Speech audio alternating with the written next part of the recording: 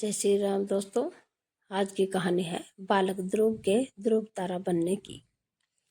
स्वयंभुव मनु और शतरूपा के दो पुत्र थे, पेल्यवत और उत्पानपाद। उत्पानपाद की सुनीति और सुरुचि नामक दो पत्नियां थी।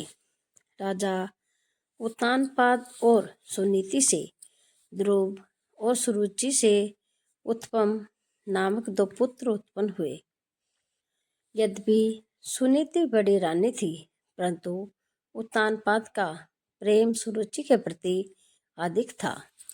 एक बार सुनीता का पुत्र ध्रुव अपने पिता की गोद में बैठकर खेल रहा था। इतने में सुरुचि वहां आ पहुंची। ध्रुव को उत्तानपाद की गोद में खेलते देख उसका पारा 7वें आसमान पर पहुंचा।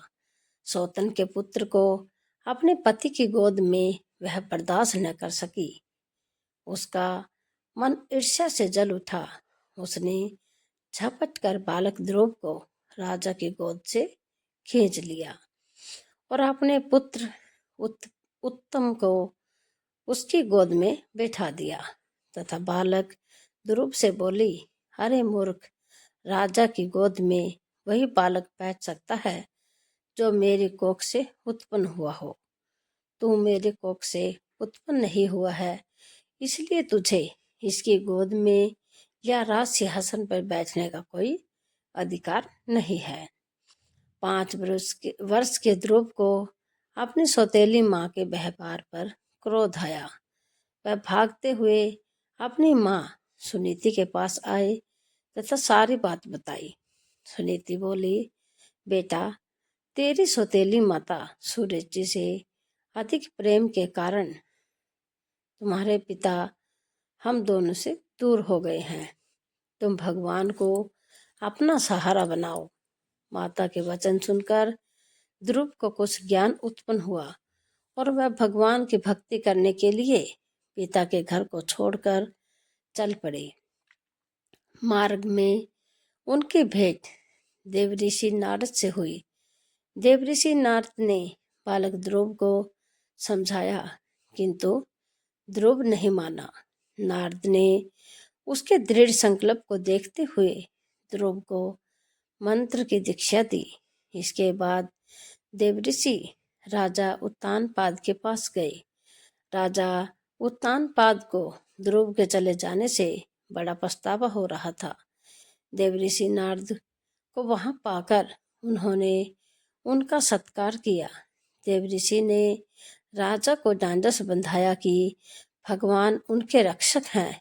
भविष्य में वह अपने यश को संपूर्ण पृथ्वी पर फैलाएंगे। उनके प्रभाव से आपकी कीर्ति इस संसार में फैलेगी। नारद जी के इन शब्दों से राजा उत्तानपाद को बहुत तसल्ली हुई।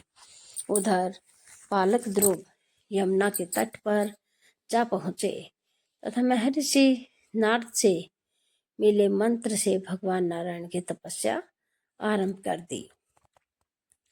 तपस्या करते हुए ध्रुव को अनेक प्रकार की समस्याएं आई, परंतु वह अपने संकल्प पर अडिग रहे। उनका मनोबल विचलित नहीं हुआ। उनके तप का तेज तीनों लोकों में फैलने लगा। ओम नमो भगवते वासुदेवाय की ध्वनि वैकुंठ में भी गूंज उठी। तब भगवान नारायण भी योग निद्रा से उठ बैठे। ध्रुव को इस अवस्था में तप करते देख नारायण प्रसन्न हो गए तथा उन्हें दर्शन देने के लिए प्रकट हुए। नारायण बोले, हे राजकुमार, तुम्हारी समस्त इच्छाएं पूर्ण होगी। तुम्हारी भक्ति से प्रसन्न होकर मैं तुम्हें वह लोक प्रदान कर रहा हूँ जिसके चारों ओर ज्योतिष चक्र घूमता है तथा जिसके आधार पर सब ग्रह नक्षत्र घूमते हैं। प्रलयकाल में भी जिसका कभी नाश नहीं होता। सप्तऋषि भी नक्षत्रों के साथ जिसकी प्रदक्षिणा करते हैं। तुम्हारे नाम पर वह लोक ध्रुव लोक कहलाएगा। इस लोक में 36 सहस्त्र वर्ष तक तुम पृथ्वी पर शासन करोगे। समस्त प्रकार के सर्वोत्तम ऐश्वर्य भोग कर अंत समय में तुम मेरे लोक को प्राप्त करोगे। बालक ध्रुव को ऐसा वरदान देकर नारायण अपने लोक लौट गए। नारायण के वरदान स्वरूप ध्रुव समय पाकर ध्रुव तारा बन गई। ऐसी ही धार्मिक और पौराणिक कथा कहानियों के लिए आप हमारे चैनल को लाइक करें, शेयर करें, सब्सक्राइब करें और पूरी कहानी सुनने के लिए आप सबका तहे दिल से धन्यवाद। कल फिर मिलते हैं एक और नई कहानी के साथ।